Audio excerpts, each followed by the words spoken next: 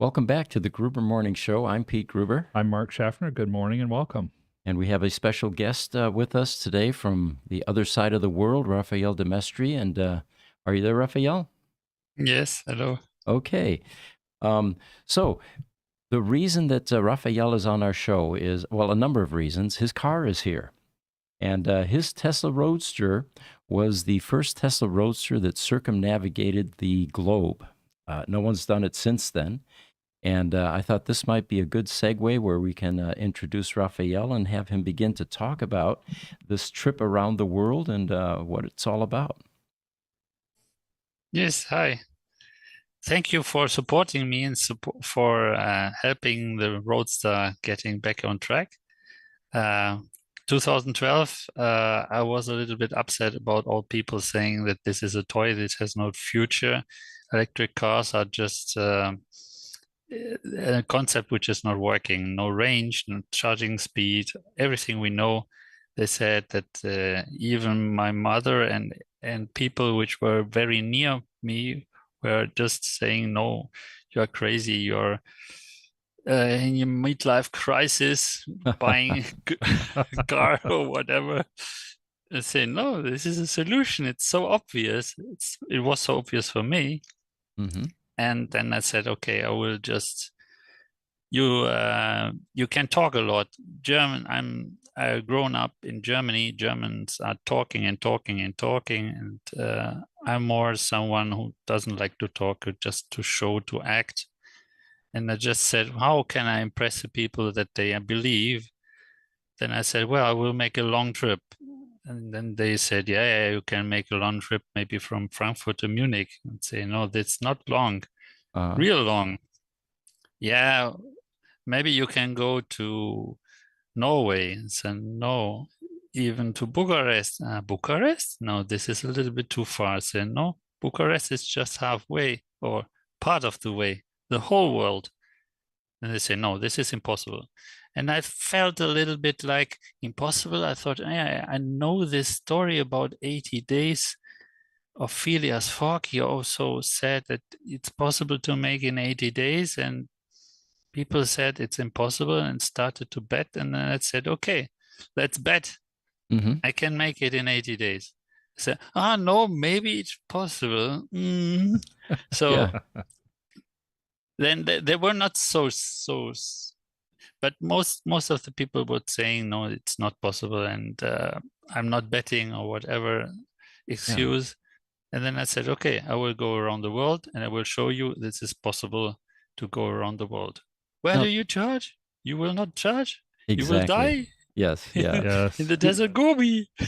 This was 2012, before there were charging stations, before there were superchargers. In fact, I think the Model S just came out in 2012, and Tesla began to think about, we need to provide fuel stops for these electric vehicles, or we're not going to be able to sell them.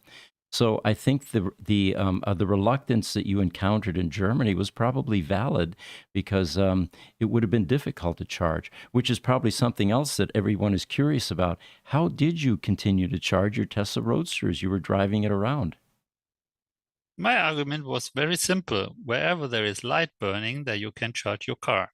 Mm-hmm. And then people will start thinking, yes, maybe you are right. And I say, think about billions of sockets in the world. How many more sockets do you have? And even go to a gas station where you say you have enough gas stations. Go to a gas station, you will find a socket there, right, for sure. Yeah. So you have all gas stations as charging stations for electric car, plus all hotels or restaurants or whatever houses. So I was pretty sure that it will not have any problem. But then people were saying there are houses which have no electricity and blah, blah, blah, always making fear. Also, this is one of my message. Fear is the evil of the world. Fear is just, you see, Corona was only possible because of fear. So stop having fear. Stop doing things you don't want. Do the things you like. And fear is just blocking you. Fear is something from Stone Age. There it was maybe needed, but no fear. No, it's And well, making around the world, I take the fear from people. So after 2012, I just convinced a lot of people that it's possible. And then 2016, I said, okay, if you believe now in me, come with me. Uh-huh. And I convinced 10 other teams, even an electric bus, to come Really? with me. Yeah. Excellent. So you must have carried a lot of charging adapters with you, different types of plugs, extension cords. Tell us a little bit about your challenges there. This was my idea, and I thought also I will need a lot of plugs and all. And in China, I thought there were maybe things I don't know, but honestly, electricity is pretty easy. You have some phases, you have N, you have the ground, and the Tesla Roadster is even more easy because it's just one phase charger. So you have three cables. Right. So 3 cables to connect. And if you go to around the world, and this was one of the most interesting or maybe obvious experiences. If you go around the world and you show an electrician 3 cables and you say, I want to charge, then any kind of electrician, it doesn't matter. I don't speak Chinese, I don't speak Russian. I just show the cables and I show here blue, yellow. Everyone knows the colors. I say, yeah, give me. Then they took it and they put it in on the distribution panel. And I had my own red socket. So I just didn't need any adapter, any plug. I just gave this, I say, universal adapter, just 3 cables and a socket to an electrician, and he just put it into the distribution, and then I plugged in my car, and that was it. So I was equipped with several sockets like NEMA 1540, 1450, and so on. Right. But mostly I didn't need it. But I was excited on the NEMA 1450. It's like heaven for Tesla. Quick and charge. RV Yes. parks. Yeah, exactly. Even if I came to New York and the people say, how will you cross East-West Coast? It's not possible. You can go on the East Coast. There are maybe some houses on the West Coast, but the rest in the middle, there is nothing. Yeah. There are maybe, and they say, well, there are RV parks. And I was excited that the RV parks have 50 amps. It's huge. So I experienced one time I was sleeping in and I had this OVMS, and the OVMS announced me is charged full. And I said, shit, I want to sleep. This is too fast. So they were actually able to hardwire you into the circuit breaker panels in most cases by just showing somebody knowledgeable about what kind of a plug or what kind of an outlet you needed. And this red socket, it's kind of international standard. Every hotel has it in his kitchen. So it's really very convenient. You go to Russia, to China, whatever. Right. They have this red socket. So either they put my red socket on the distribution panel, or I could just put a prolongation cable to the kitchen. Okay. All right. Now, the Roadsters... And the kitchen is also very convenient because in the night when I'm charging, the kitchen is closed. So they don't use any power there. So I wasn't even not disturbing them. Right. Oh, nice. Did you find that people or these types of facilities that you were getting power from, were they generous and they would, or would they charge you at times? How did that work out for you? Mostly they were so excited that they're like an extra direction car is, and they asked even, can this car fly? 2012, yeah, it was new. 2012, yeah. I was in China and one was looking at my nose and saying, does it hurt? So he never saw someone with a nose like this. They had all flat noses. Right. Oh, that's funny. So you were a true ambassador for Tesla, spreading the word about electric vehicles. And when you're in China, did they ask to reverse engineer your car by chance? This was also the people were saying exactly this. If you go to China, they will disassemble your car. Right. If you go to Russia, you will be shot by a machine gun from Russian mafia. And in Kazakhstan, everyone will steal you everything. So this was the stories. Again, fear, fear, fear. Yeah, No, a lot nothing. of stigmas. In China, the car was stuck because of paperwork. They didn't know how to enter. Imagine 2012, they said, this car has no permit to drive on Chinese roads because it's an electric car. And I was honestly, this I didn't expect, because I knew Mark Webb Johnson in Hong Kong and all the Teslas driving in Hong Kong. And I said, okay, but Hong Kong and China in these days was two different continents. Yeah. So in China, there was no permit for a Tesla to drive on a road. So I had to get this permit thingies. So I made the homologation for Tesla. So because there was simply nothing. Yeah. And this was a little bit surprising, this border crossing problematics. But in the end, everyone was very, very helpful. I have to say, they were so excited about this new technology. And you charge now here? Yes. Yeah, it's obvious. You can go to a hotel, you get a charge. Go to a restaurant, you get a charge. But if you have a gas car, you get no gas at the hotel or somewhere. You get it on the gas station. So this is a different thinking. And then I think 2 or 3 times in total of the whole around the world, people ask me how much is it this? And I asked them, how much is your kilowatt hour? Then I can calculate. Right. And then they said, yeah, okay, in Andorra, they said my kilowatt hour is 2 cents. I'd say, okay, €1.50, it's like $1 something. I will pay for you for fully charged. I'd say, come on. And they gave it to nothing. You. Yeah. So most of the people didn't say anything, and they were so excited. And there was only one story where one said, Johan, I in France, imagine a cultivated. Yeah. So the worst country of the whole around the world was France. I have to say. There was no infrastructure, no French, no guide. They had a lot of fear. Yeah. If you go to somewhere in the world, you will find always plugs somewhere. In France, all plugs are closed. Really? So if you want to go to somewhere to plug into a plug, you have to ask him. So I went to fire troopers. I think fire troopers are helpful people.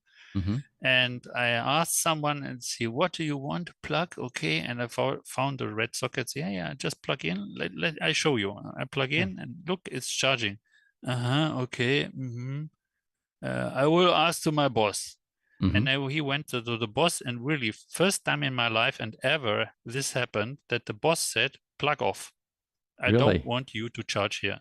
Yeah. I said, what? I didn't understand. Yeah.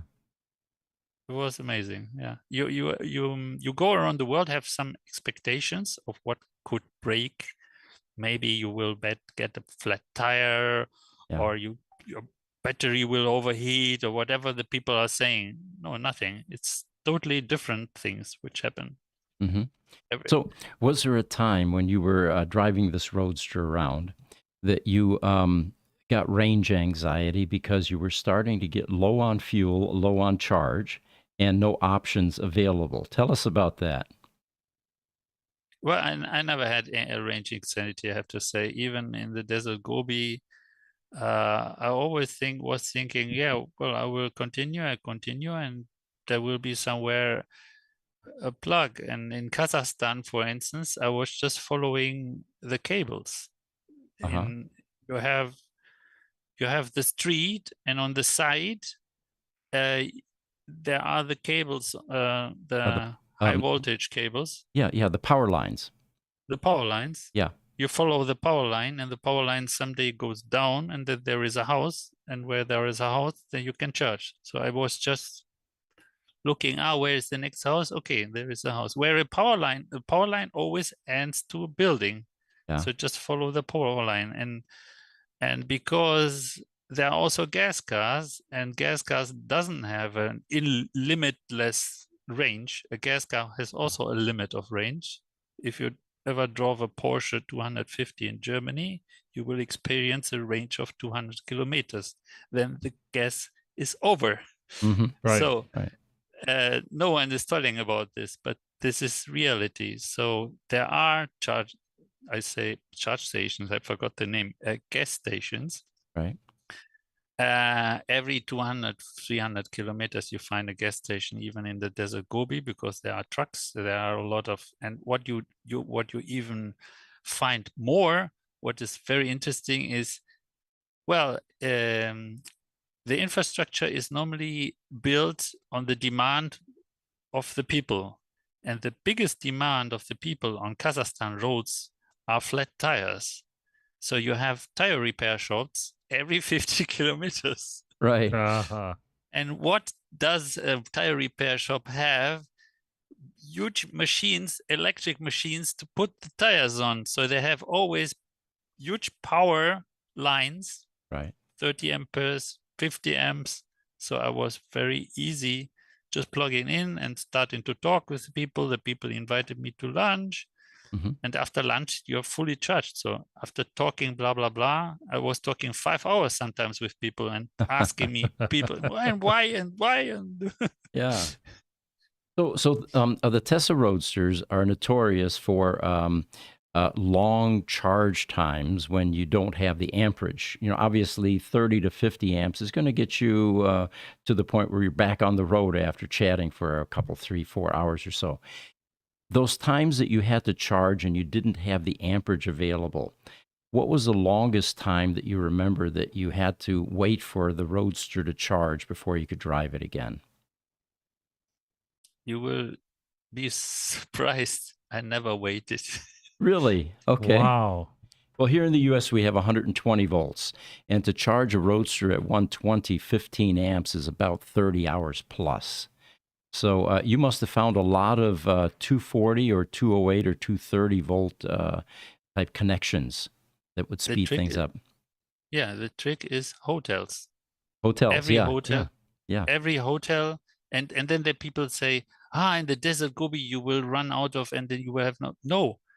What is in the Desert Gobi? Nobody's thinking is about a hotel in the Desert Gobi needs a huge amount of power. Imagine how hot it is, and the people are dying if they don't have AC. Right. So Sure.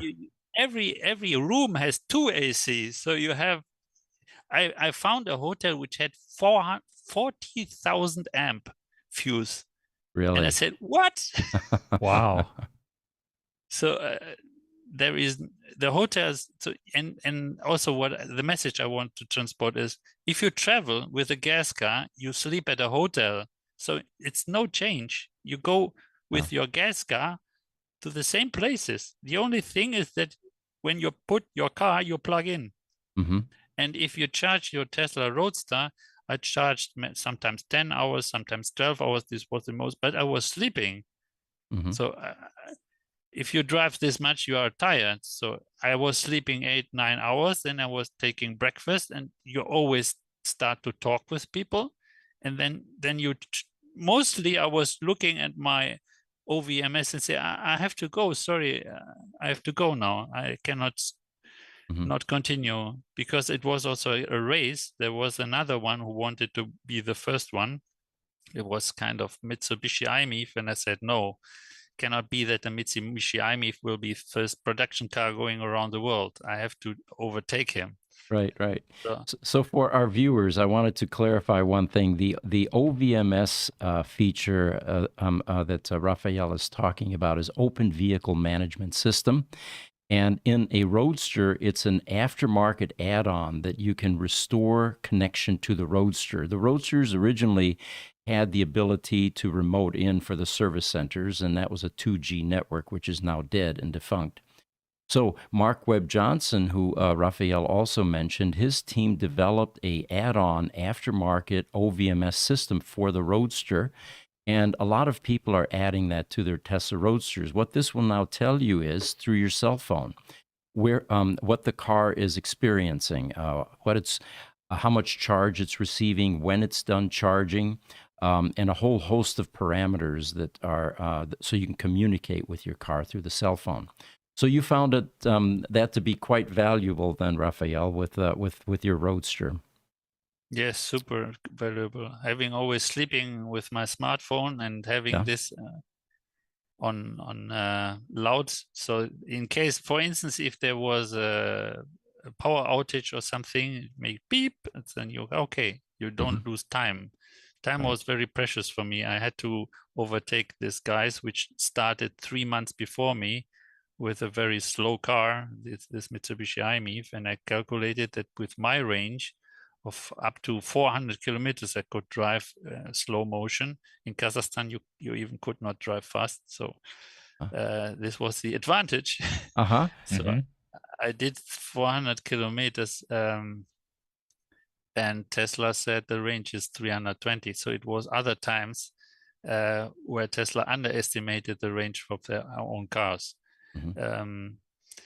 Yes, and I think this trip around the world convinced a lot of people to get an electric car. I convinced some people which are now YouTubers and convincing a lot of other people. So I try to convince people so that they convincing other people to buy electric cars. For me, an electric car is the solution not only for the city's pollution, for the world pollution. It's also technology pusher for technology for outer space. If you think about Elon Musk, what he's doing, all the things are one. So there is just one idea he has. It's the surviving of the human beings. That's everything he wants to. And if I'm from IT, and if you have a precious data, you have a backup server. Everyone has a backup server for precious data. Where is the backup for precious planet Earth?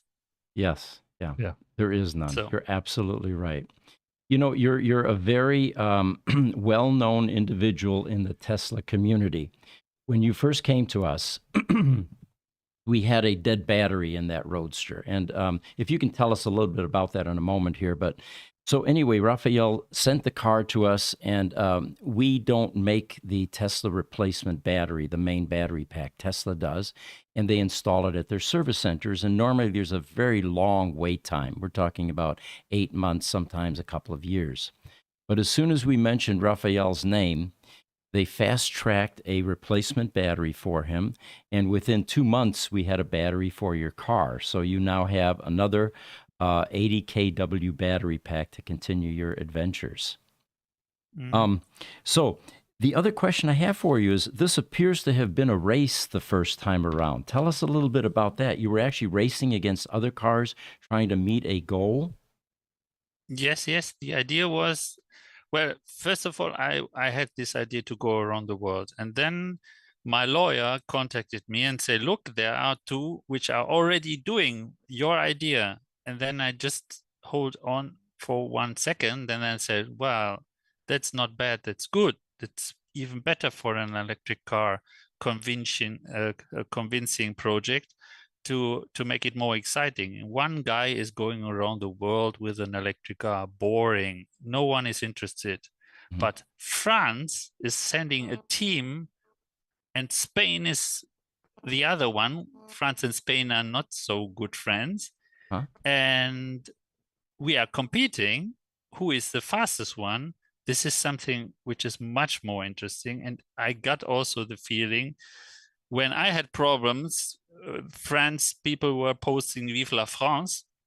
So it was much more broadcasting around the world. And this was the idea, to make it more visible. So not just one guy is having fun. It's the message, the electric car.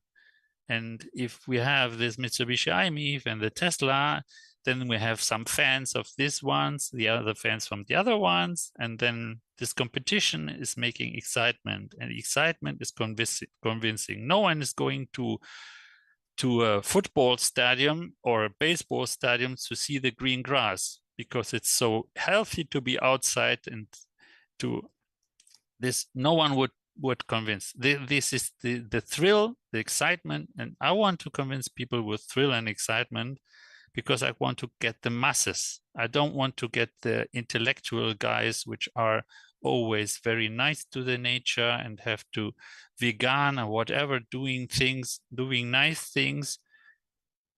They will do it anyway, but I want to catch the masses. We have 10 years of electric cars. I'm driving 10 years. I go to New York and I try to find an electric car. And I need several minutes, gas car. Oh, one electric car. This is, and it was last year.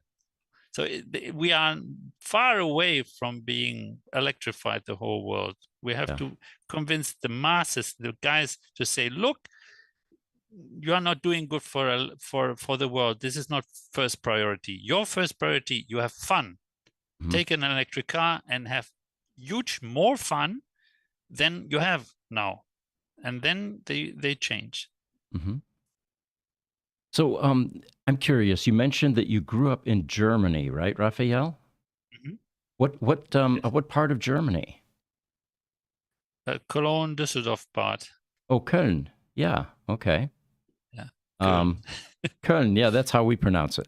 I was born in Rosenheim, of course, but yeah, the reason I point that out is we have a diverse audience, and there are a lot of Europeans that join us. So it's always nice to reminisce where we're from. So Köln, and then you were born though in Spain, according to Wikipedia. Yeah. Tell us about that a bit. Yeah, I've been born in Barcelona, near Barcelona, in Manresa, in the capital of Catalonia. I'm not separatist like the Catalan guys. I'm more globalist. I want to have a world without borders. All these problems at the border crossing are making me really sad that it's useless. It's simply useless. If you know Europe, where you just cross the border, I have a girl from Kazakhstan, and I said, now we're in Germany, now we're in Austria, what? I have to, she was taking the passport and said, no, it's just forget about it. Yeah. We are here in Europe. And why don't we have global Europe, global world? A global world, what? Exactly. Yes. Sure. Yeah. For what? I need a border. A border is something which is bordering and making a frontier between you and the other ones. So it is accelerating the wish for war, the wish to compete, the wish to there are others. And if you don't have a border, these are not others, these are all the same. We are Europeans. No one is thinking about Germany, blah, blah, blah. And why don't we make it the whole world? The only interest on the border are from 2-3 people which name presidents, which we should all not vote anymore. I don't need a president. I'm intelligent. Right. This idea of presidents is from Stone Age, where the people could not read and write. Now everyone can read and write, so everyone can decide themselves. The best example is Switzerland.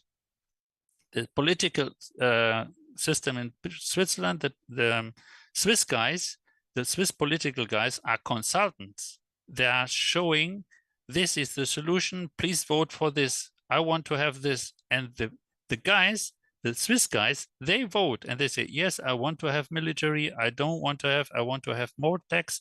I want to have less tax. And they just understand and they decide, and they're intelligent enough to decide themselves. So we don't need this hierarchical president, Bundeskanzler, whatever systems. I hope that someday our children just cancel this and make a borderless world. This will be good for everyone. Everyone said that Europe will crash because without borders in Europe, there will be the competition. The people will only buy Spanish tomatoes and whatever. No, every country has his very special things they know best. And they can sell this and export this. And there is no competition you see Chinese are always copying. They are never developing themselves new things. So every company they can copy. Maybe it's good to copy some things, and maybe it's good to develop somewhere else, and maybe it's good to eat Spanish tomatoes and whatever. So I don't see this idea of borders, and this is also one of my message. Go around the world, meet other people, meet Kazakh people. They are very kind. You don't know Kazakh people, you don't know Chinese people. Chinese people are very, very fearful. So the system there is leading, making a lot of fear. Therefore, the Chinese are not really doing what they want. It's again this fear thing. So if you just travel around the world and you meet other people and you get you get acquainted with them, you will not never shoot on them. And if you don't have fear for being killed, and you will not kill anyone. Soldiers are only killing other people because they have fear to kill themselves. So if you don't have fear to be killed, why should you kill someone else? So this end of killing, end of fear, end of borders, and I want just to drive around the world till I'm a bit dizzy to understand that to the people understand that you don't need borders. You can use this electric car technology, which is all over the world. You can plug in all over the world. You can charge. I have to say the system between 2012 and 2016 was going on the wrong direction. So it was more difficult to charge in 2016 than in 2012 because of the charging stations. You think the charging stations are helping? No, they are not helping at all. If you have their other plugs which are not fitting anymore, then you need thousands of adapters. Now we are on a good way to get a standard, a national, international standard. CCS is coming, and I hope that someday everywhere you can have CCS then, or whatever. I don't know, one standard. Chinese are now again making something different, DBT or whatever. This is wrong direction. Why? Yeah. We were reminiscing before the show, folks, and I'm from Europe as well, and we used to go back before the European Union, and the absurdity of driving distances similar to the United States. Right. Every state is like a country in Germany. Now you had to go through border crossing. You had to pull out your passport. They had to look at you sideways and say, what have you got in the back seat there? And then once you got into that other country, you had to exchange your currency because they used a different, currency, francs, Deutschmark, it just went on and on.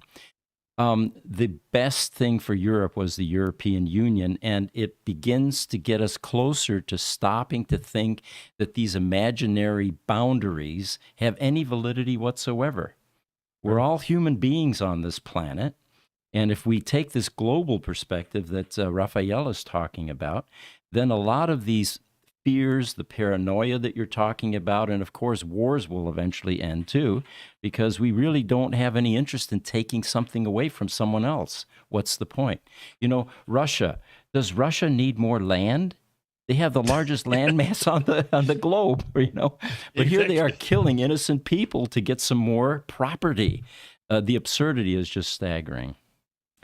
We talk about this sort of thing all the time in our new AI podcast, which we do Sunday mornings at 10 o'clock. And for Jesse and I, it was just fun.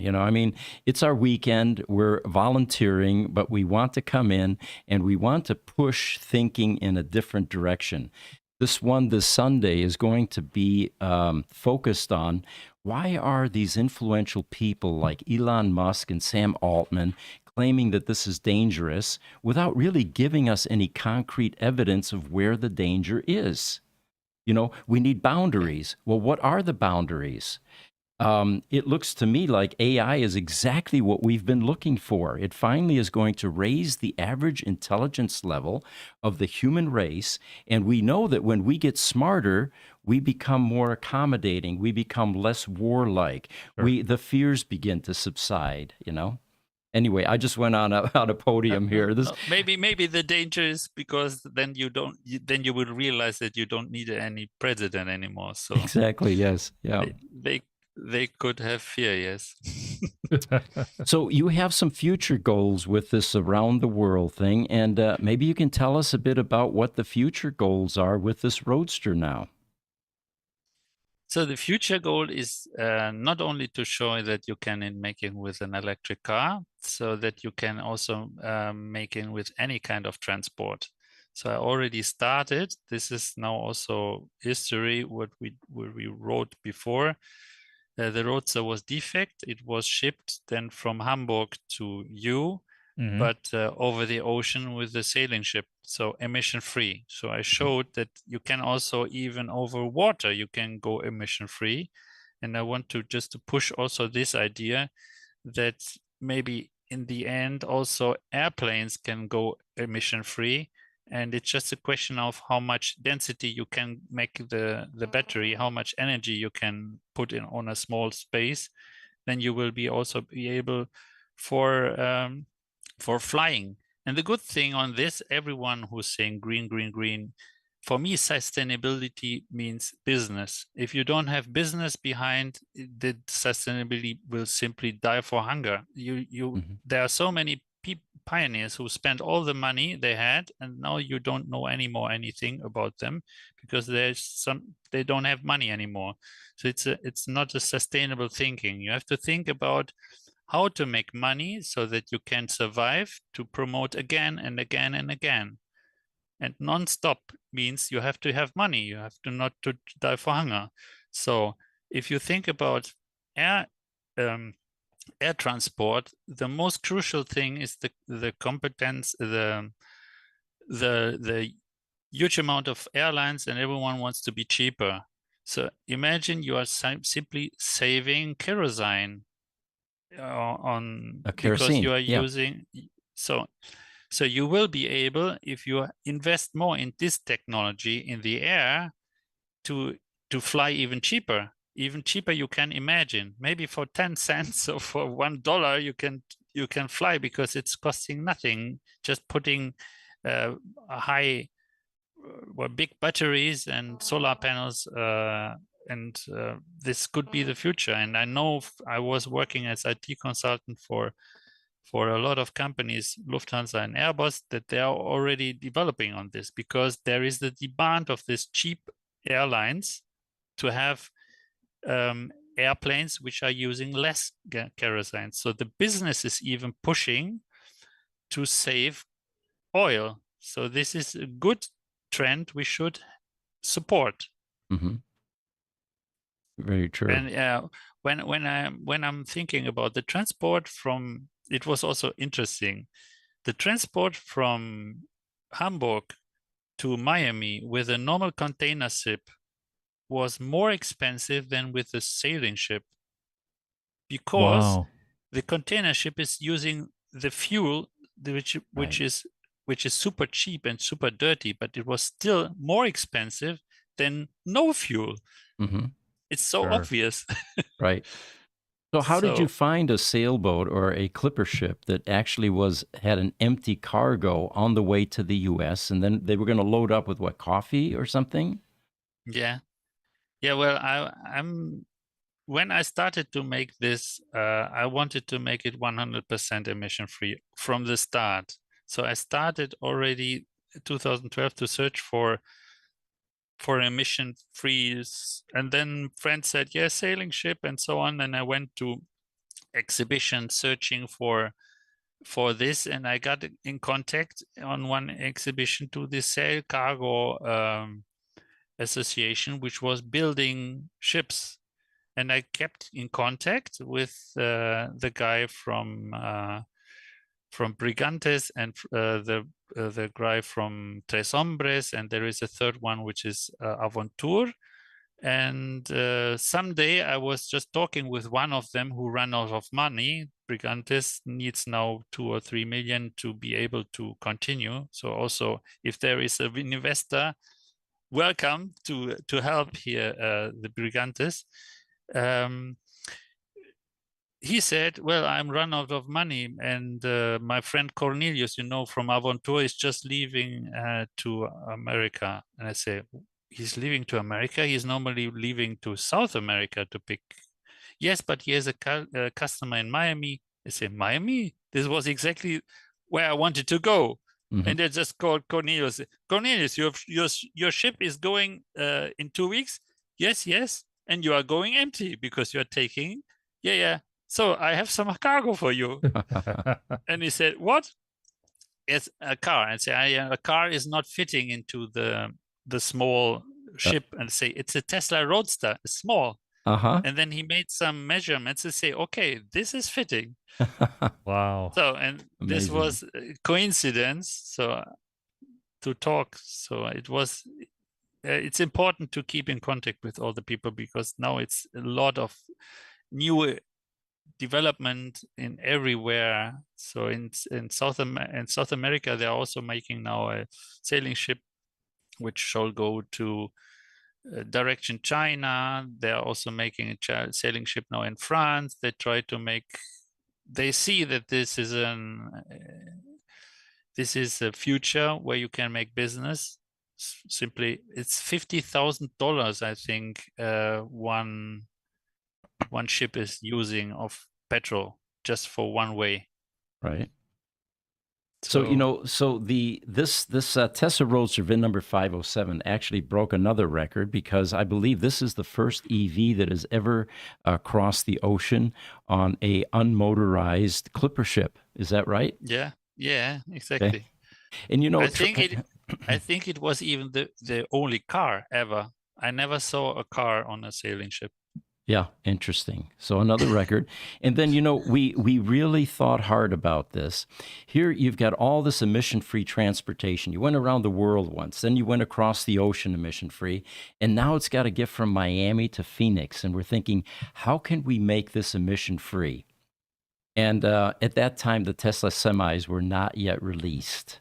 But it would have been nice if they were, and we could have put this on a Tesla semi and continued 100% emission-free transportation for this Roadster. Yeah, exactly. And well, to make it like it is possible, I will drive back to Miami and then continue from there. So to say, okay, if I would have driven with a battery which was not defect, I would have landed in Miami, and then I could have driven from there to north to New York and to Halifax. Okay. I'm going to Halifax. Everyone is saying, why Halifax? Nova Scotia. Yeah. Well, 2016 we drove there, and the reason we chose Canada is because exactly the border control in US is very, very difficult to cross. There are a lot of restrictions. Yes. And in Canada, it's much easier, and it's honestly, it's I don't understand. You have Canada and you have America, and you have one border, and this border between Canada and America, you can just cross. No one is controlling, really. And if you enter in Canada, you can cross to America without being controlled. But if you cross the American border, then you are controlled like hell. Yeah. So, tell us about it. Someone did not think it. No. we of course repair Roadsters all over North America. And the hardest thing to do is to try to get a Tesla Roadster that needs repair into the United States to our shop. We have one in Toronto right now. And there are all kinds of restrictions. For example, there was a car that sold in Canada and is now coming to the United States. Mark was involved in that. And it got so silly that they decided this car cannot come into the United States because the odometer is in kilometers. So the buyer said, well, I'll just ignore that and I'll just do some mental calculation. No, that's not acceptable. So what he ended up having to do was go down to Kinko's, a copy place, get a clear transfer letter, and stick that over the odometer so that it now says miles per hour. But, it's that kind of craziness. And again, this is an imaginary border. The land in the U.S. and Canada looks the same. Green grass, beautiful mountains, all of that. what is the purpose of this border? Have we ever been at war with the Canadians? Will we ever be? No. So why don't we have free trade zones like they do in Europe now and call it North American trade zone? But eventually it will come, I think, just not this year.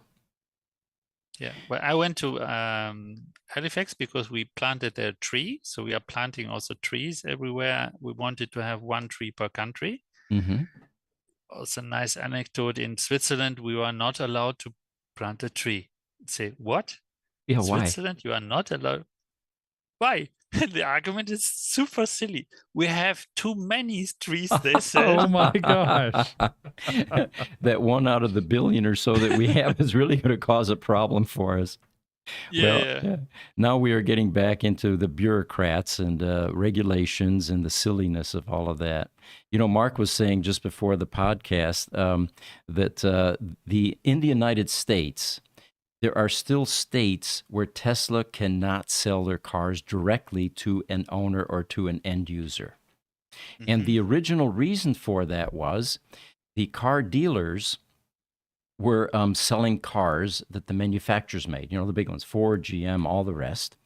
And to protect themselves so that the manufacturers would never take their business away from them, they put laws on the books that prevented that from ever occurring so that they would always be protected and be involved in the income stream when someone bought a car. Right. Well, this worked until the end of the last century, and the information age came along, and the distance between a manufacturer and an end user shrunk dramatically. You can now go to Google and say, who makes this? It tells you. And now the manufacturers are getting inundated with calls from people wanting to buy their product directly. So they began to develop sales organizations to take control of the sales process. These parasitic elements like car dealers are no longer necessary or even wanted, because polls in the United States indicate that over 70% of the people would prefer to buy something directly from the manufacturer rather than a broker or somebody in between.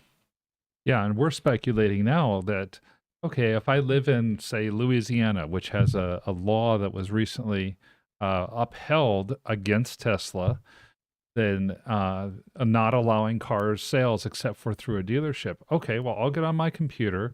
I'll go on to a virtual private network that's based out of, say, Nebraska. Mm-hmm. And that virtual private network will allow me to go to Tesla and buy a car because I'm not in Louisiana. I'm in Nebraska now. Right. So technologically, it's so far ahead of where the lawmakers are at. Yeah. Some absurdities in the United States. Yeah, really absurd. So, Rafael, you're going to be traveling back to Miami and then going up to Nova Scotia, right? Yeah. At some point, though, did you have something, Jesse? Well, I thought I heard somebody over there. I think that was okay. Rafael. Oh, I'm sorry, Rafael. So after you get to Nova Scotia, I understand that you're going to leave this North American continent again and go to other countries. Tell us about the next trip after the U.S. After Nova Scotia, we will visit the tree. It's a maple tree, and we will take a probe to see the last 8 years or 7 years of pollution. And then we will go directly to San Diego, where there is the US tree. We have also one in US. Okay. And crossing from north down to south, but crossing the whole continent. And then from San Diego, we will go up over Los Angeles and Halifax and Hollywood to San Francisco, Palo Alto, visit for sure my friends in Tesla. And maybe I am lucky and some people have time to have a chat.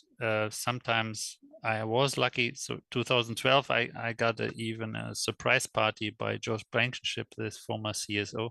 Oh, really? Yeah. Wow. It was amazing. So to show me the way of American parties. So it was really with confetti and really nice.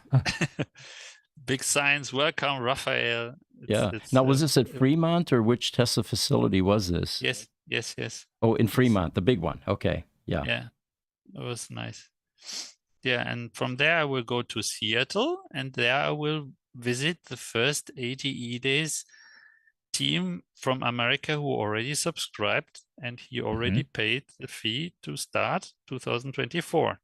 Okay. So I will bring him the merchandising things, and will make a small video and interview why he's joining and why he's doing this. I will also visit Alan Soul, who was participant of 2016, who is also in California region. And from Seattle, I will try to find a solution how to transport the car to China. So I'm trying not to get to the next team. Team China was in Guangzhou. It's near Hong Kong. And the transport is not clear. My dream is maybe not being able to come true this year, but in future is the dream to cross also the Pacific emission free over the Bering Stretch.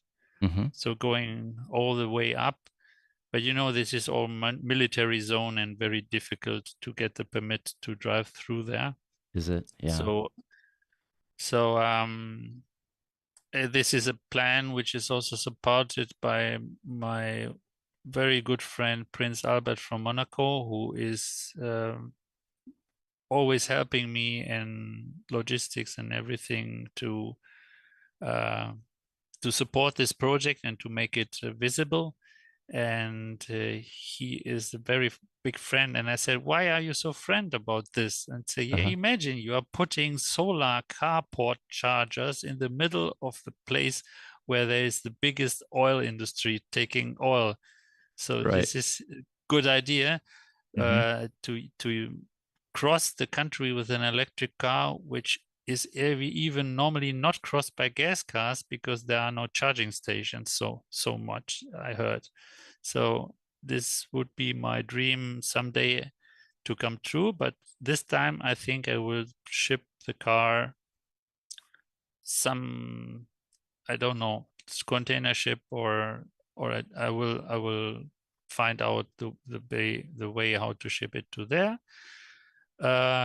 And then from China to Shanghai, then from Shanghai over Xi'an, Yiyang, all the cities which are not known, which are big million cities, skyscraper cities in the middle of nowhere, and crossing again the desert Gobi and the Taklamaran Gobi, which is not so much known, but much hotter, I have to say, 53 degrees Celsius.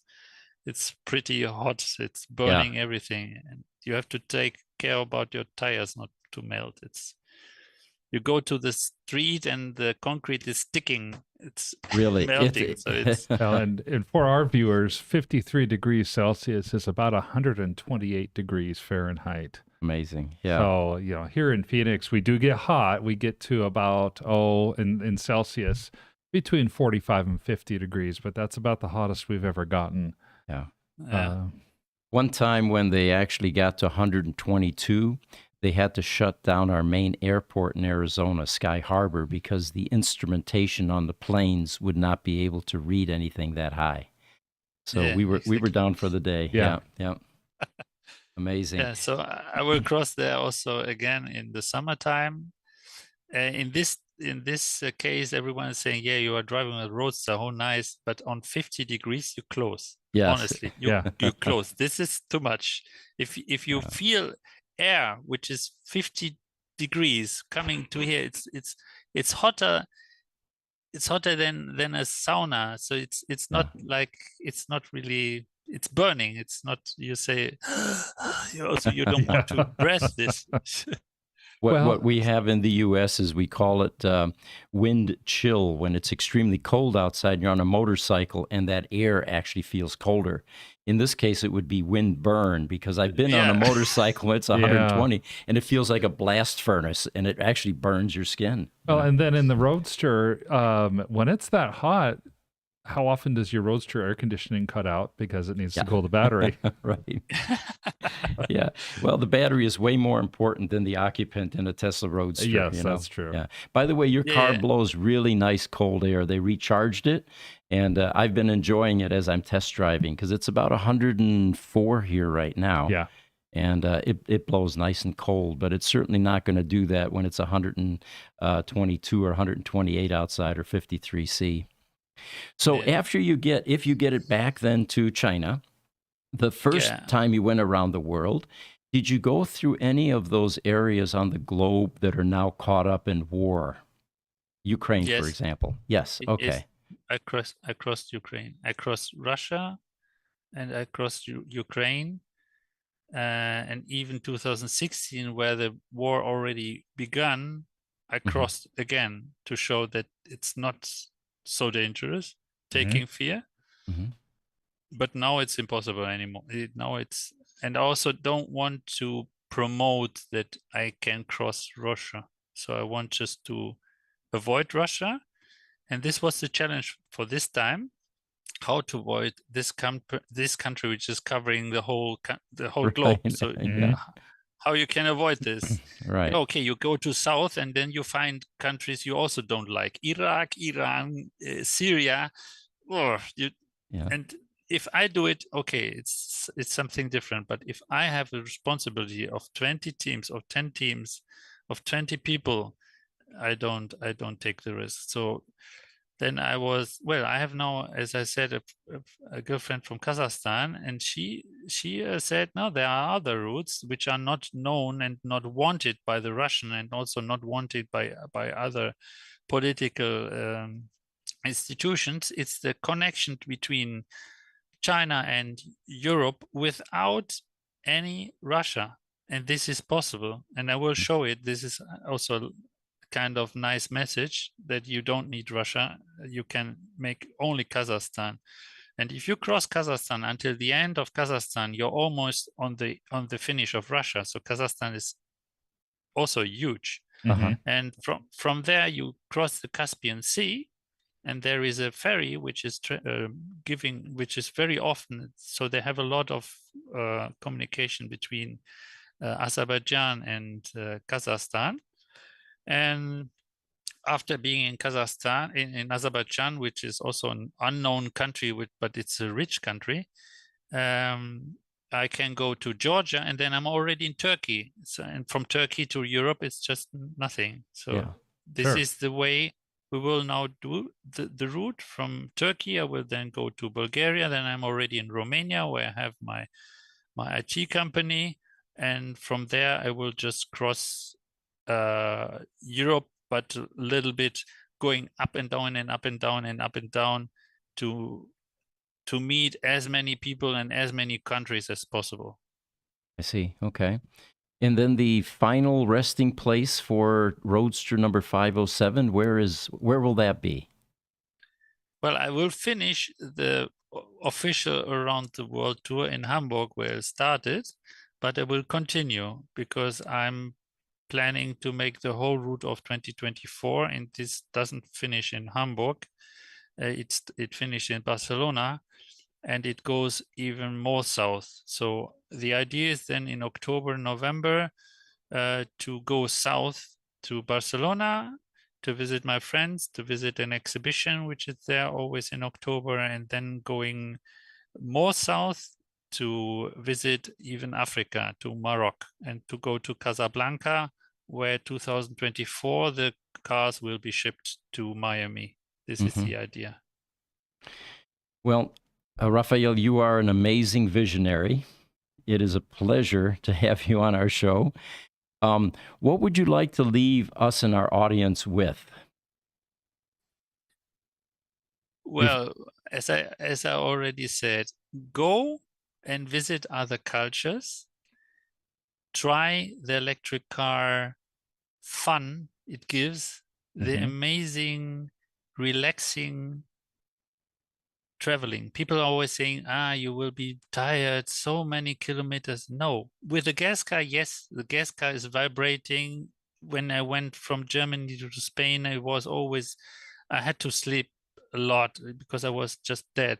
Electric cars are relaxing. You can cruise much longer ways. You can see also. I drove with my Model S 600,000 kilometers. Really? Wow. And I was not really tired, so this is different. So go visit other countries, experience it with an electric car. You will experience much more intense the nature around you, and you will see that we don't need any border. This is something useless.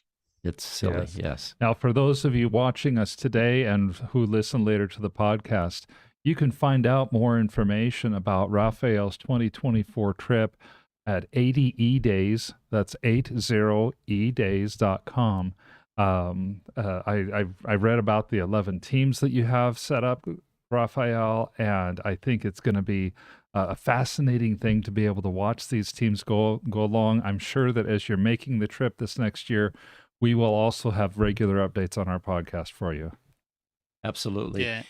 And everyone who wants to join is invited to join, even if he says he cannot join the whole around the world. They even can join me now when I'm there next week. They can come to Arizona to visit Gruber, to visit me, to come with me to Miami, or to just from Miami to New York or whatever. And also 2024, you can join us just for a part of the trip to join the whole trip as you like.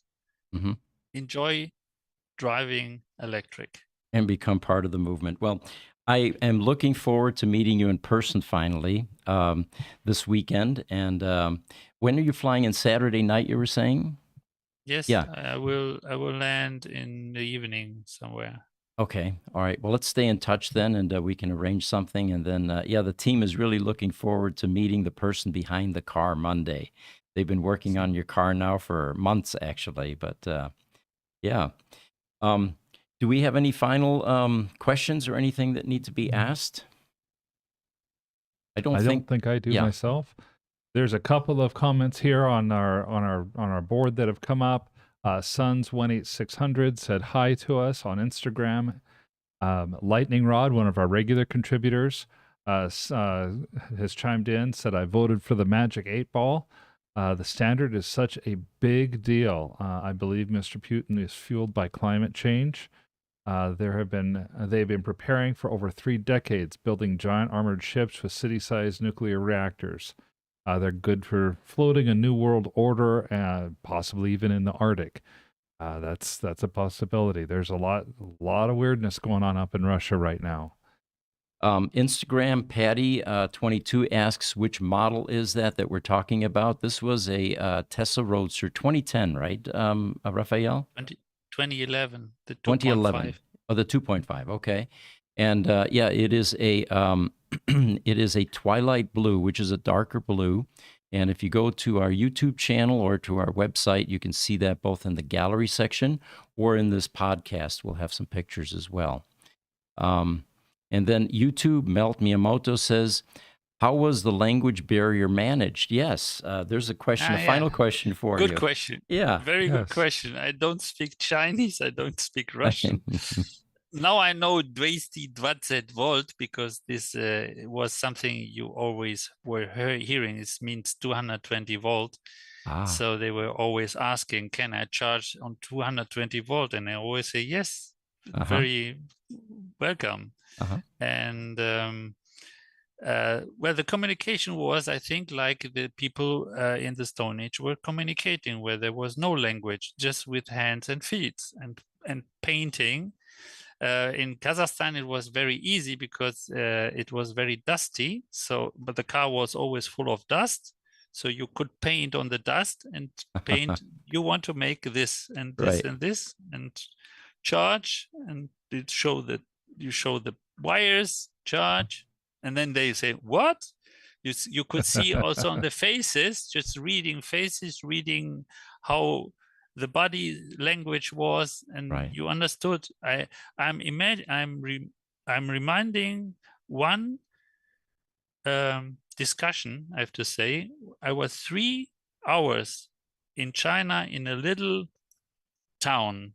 They didn't speak any English. I didn't speak any Chinese, and I don't know how, but I know the name of the whole family. I know what they did, what they do in business, what they are doing, what they are having, what they like to eat, what they know me, they know what I did, and we didn't have a chance to even understand one word. But it was amazing how you can interchange information.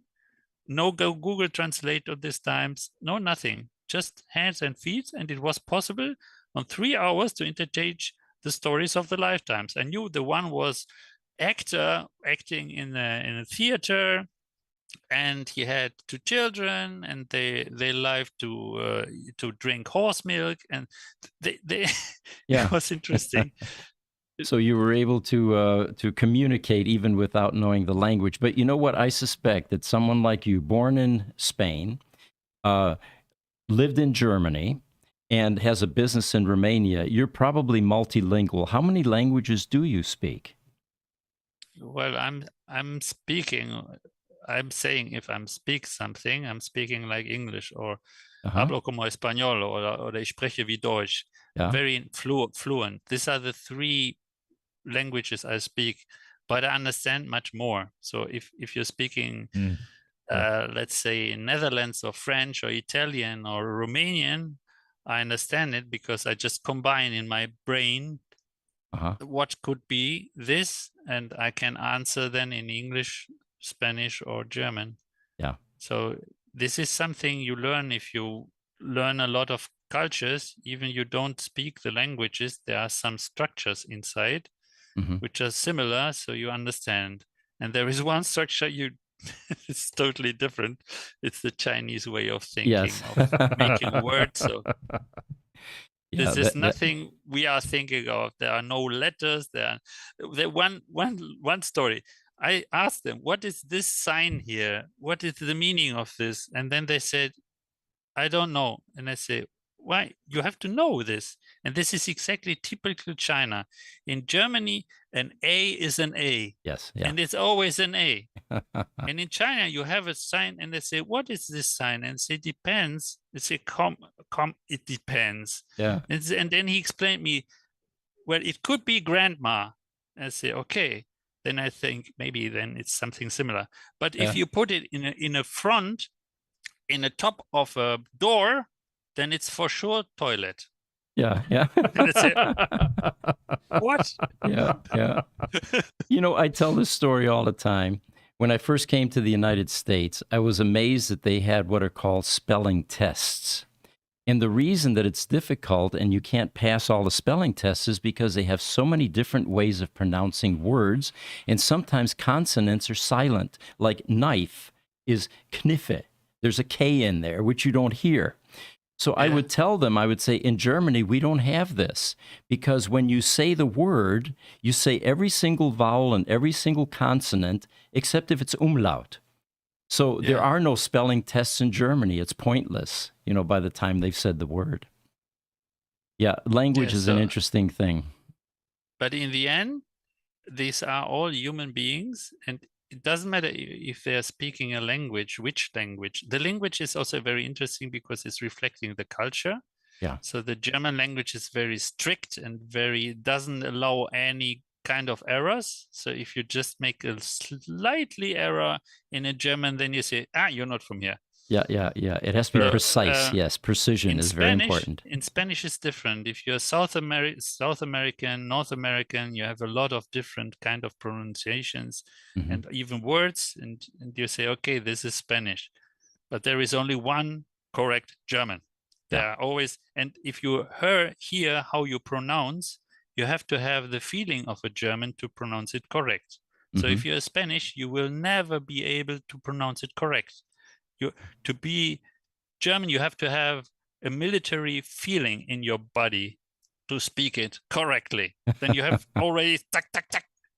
Then you also, and if I'm thinking and feeling German, then I start to make German errors in the pronunciation of English. because then I'm starting to make this very typical German accent. This is very, very, very hard. So it's funny. And if you change your feeling into Spanish, then you make other errors. Then you start to make these errors. They're Spanish. They're very relaxed. They have to always to have a vocal. Otherwise, they don't feel comfortable. Yeah, and this is the way they are speaking. So, and then you have the feeling. Yeah, you have the Italian language where you have to put emotion into the words, and you have to yell at certain times, and it all goes with it. So the precision isn't there, you know. Yeah, and well, if you go to, I just repeat, if you go to the countries and you know these precious different ways of thinking, of feeling, it's amazing. Everyone has a different. The Français, they have a little bit like this, and everyone has his kind of feeling of. And everyone is individual, nice and kind, and it's very interesting to understand each other's cultures. And yeah, this world is simply super precious. If you go around the world, you are amazed. You're blown. Your brain is blowing. That I spoke with. Bertrand Picard, who also went around the world with a solar plane, and it's the same. Everyone who's going around the world is simply saying, this planet we have to save. If you just experience all the facets, the nice, there's it's you cannot describe. Just go yourself and experience. Well, it sounds like your trip was much more than just simply proving that an electric car could go around the world. It sounds like you have discovered humanity, you have discovered cultures, and you're beginning to, like the rest of us, understand that they're really the notion of separateness should not exist, and it really doesn't once you get down to the basic core with people. People are people, and we're all the same. It's been a real pleasure having you, Rafael. And again, it's going to be nice meeting you and reuniting you with your car. Very much. And if there are future podcasts that we can put together, we would love to stay in tune with your adventures and do this again at some point. Oh, and by the way, thank you so much. Your staff is absolutely wonderful. Christina, Sasha Ershova, I see her stuff on Facebook all the time. And it must be very hard for her, watching her country, Kiev and Ukraine, going through this horrible, horrible experience right now. But again, we look forward to meeting you, and thank you for joining us on this podcast. Yes, thank you so much. Thank you for giving me the audience. We'll see you soon.